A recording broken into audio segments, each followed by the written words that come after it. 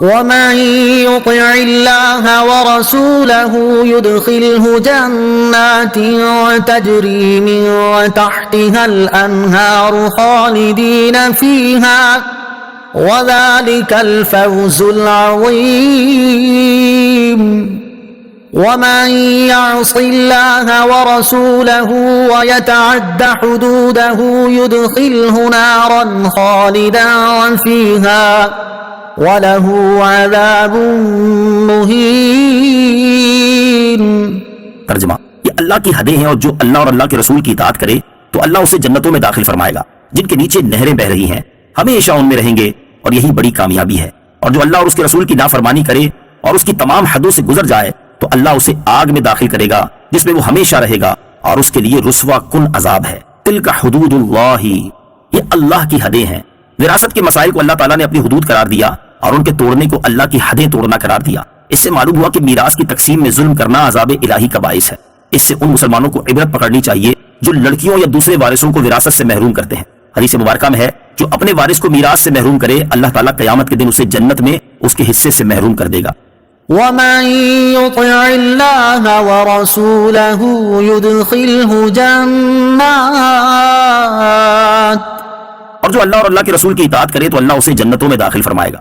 اس آیت میں سید المرسلین صلی اللہ تعالیٰ علیہ وسلم کی اطاعت پر جنت کا وعدہ ہے، اور اگلی آیت میں حضور پرنور علیہ السلام کی نافرمانی پر جہنم کی وعید ہے۔ اس سے معلوم ہوا کہ سرکار رسالت صلی اللہ تعالیٰ علیہ وسلم کی اطاعت فرض ہے، اور آپ علیہ السلام کی نافرمانی حرام ہے۔ نیز کسی بھی حد شرعی کو توڑنا حرام ہے، لیکن تمام حدود کو توڑنے والا کافر ہی ہے، یعنی جو ایمان کی حد بھی توڑ دیتا ہے۔ اور اگلی آیتوں میں یہی مراد ہے، کیونکہ وہاں نافرمان کے لیے ہمیشہ جہنم میں داخلے کی وعید ہے، اور جہنم میں ہمیشہ کافر ہی رہے گا، مسلمان نہیں۔ واللاتی یأتین الفاحشة من نسائکم فاستشہدوا علیہن أربعة منکم فإن شهدوا فأمسكوهن في البيوت حتى يتوفاهن الموت أو يجعل الله لهن سبيلا۔ ترجمہ: اور تمہاری عورتوں میں سے جو بدکاری کر لیں ان پر اپنوں میں سے 4 مردوں کی گواہی لو، پھر اگر وہ گواہی دے دیں تو ان عورتوں کو گھر میں بند کر دو یہاں تک کہ موت ان کی زندگی کو پورا کر دے یا اللہ ان کے لیے کوئی راستہ بنا دے۔ فاستشہدوا علیہن أربعة منکم، ان پر اپنوں میں سے 4 مردوں کی گواہی لو۔ مسلمانوں میں سے جو عورتیں زنا کا ارتکاب کریں ان کے بارے میں حکم دیا گیا کہ ان پر زنا کے ثبوت کے لیے 4 مسلمان مردوں کا گواہ ہونا ضروری ہے جو عورتوں کے زنا پر گواہی دیں، اور ایک قول یہ ہے کہ یہاں حکام سے خطاب ہے، یعنی وہ 4 مردوں سے گواہی سنیں۔ زنا کے ثبوت کے لیے گواہی کی شرائط: زنا کا ثبوت گواہی سے ہو تو ضروری ہے کہ زنا کے گواہ 4 عاقل بالغ مسلمان مرد ہوں، کوئی عورت نہ ہو، چاروں نیک اور متقی ہوں، اور انہوں نے ایک وقت معین میں زنا کا یوں مشاہدہ کیا ہو جیسے سرما دانی میں سلائی۔ نیز یہ 4 گواہ حلف شرعی کے ساتھ گواہی دیں۔ اگر ان میں سے ایک بات بھی کم ہوئی تو زنا ثابت نہ ہوگا، اور گواہی دینے والے شرعاً 80 کوڑوں کے مستحق ہوں گے۔ فَأَمْسِكُوهُنَّ فِي الْبُيُوتِ، ان عورتوں کو گھر میں بند کر دو۔ زانی عورت کو موت آنے تک گھروں میں قید رکھنے کا حکم زنا سے متعلق کوڑوں اور رجم کی سزا مقرر ہونے سے پہلے تھا۔ جب زنا کی حد کے بارے میں احکام نازل ہوئے تو یہ حکم منسوخ ہو گیا۔ زنا اور قذف کی سزا کا بیان سورہ نور آیت نمبر 2 اور 4 میں بیان ہوا ہے۔ زنا کی مذمت: اس آیت میں زنا کرنے والوں کی سزا سے متعلق بعض احکام بیان ہوئے۔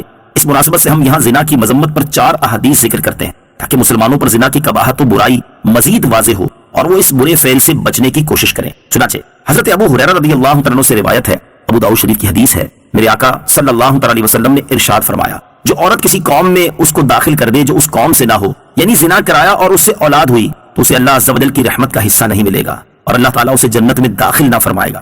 نمبر 2، حضرت عبداللہ ابن عباس رضی اللہ تعالیٰ عنہ سے روایت ہے، رسول کریم صلی اللہ تعالیٰ علیہ وسلم نے ارشاد فرمایا، جس بستی میں زنا اور سود ظاہر ہو جائے تو انہوں نے اپنے لیے اللہ عز و جل کے عذاب کو حلال کر لیا۔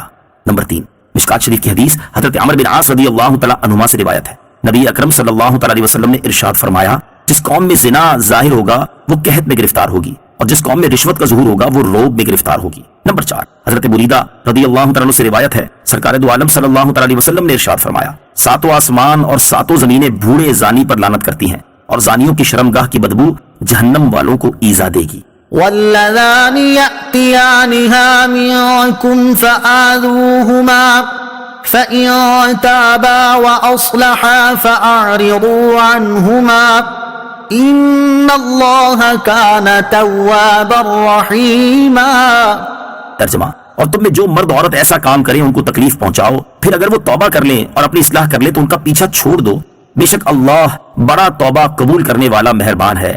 فآذوہما، ان دونوں کو تکلیف پہنچاؤ۔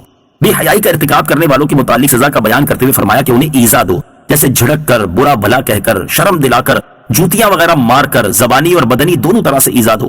زنا کی سزا پہلے ایذا دینا مقرر کی گئی، پھر قید کرنا، پھر کوڑے مارنا یا سنسار کرنا۔ یہ آیت بھی حد زنا کی آیت سے منسوخ ہے۔ بعض علماء نے فرمایا کہ پچھلی آیت میں فاحشہ سے مراد خود عورت کا عورت سے بے حیائی کا کام کرنا ہے، واللذان یأتیانہا سے مرد کا مرد سے لواطت کرنا مراد ہے۔ اس صورت میں یہ آیت منسوخ نہیں بلکہ محکم ہے، اور اس سے یہ بھی معلوم ہوا کہ لواطت اور مصاحقت یعنی عورتوں کی عورتوں سے بے حیائی میں حد مقرر نہیں بلکہ تعزیر ہے، یعنی قاضی کی ثوابدید پر ہے، وہ جو چاہے سزا دے۔ یہی امام اعظم ابو حنیفہ کا قول ہے۔ اس سے یہ معلوم ہوا کہ لواطت اور مصاحقت، یہی وجہ ہے کہ لواطت کے مرتکب کو صحابہ کرام رضی اللہ تعالی عنہم نے مختلف سزائیں دی، اور اگر لواطت میں حد ہوتی تو ایک ہی سزا دی جاتی، اس میں اختلاف نہ ہوتا۔ حد مخصوص ہوتی ہے جیسے 100 کوڑے، 80 کوڑے وغیرہ، جبکہ تعزیر وہاں ہوتی ہے جہاں شرعی حد مقرر نہ ہو بلکہ قاضی کی ثوابدید پر چھوڑ دیا جائے، چاہے تو 10 کوڑے مارنے کا فیصلہ کر دے اور چاہے تو 20 کا، اور چاہے تو کوئی اور سزا دے دے۔ فَإِن تَابَا وَأَصْلَحَا، پھر اگر وہ توبہ کر لیں اور اپنی اصلاح کر لیں۔ فرمایا گیا کہ بے حیائی کا ارتکاب کرنے والے اگر پچھلے گناہوں پر نادم ہو جائیں اور آئندہ کے لیے اپنی اصلاح کر لیں تو انہیں چھوڑ دو۔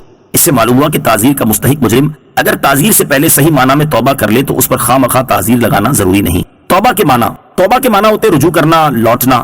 اگر یہ بندے کی صفت ہو تو معنی ہوں گے گناہ یا ارادہ گناہ سے رجوع کرنا، اور اگر رب تعالیٰ کی صفت ہو تو معنی ہوں گے بندے کی توبہ قبول فرمانا یا اپنی رحمت کو بندے کی طرف متوجہ کرنا۔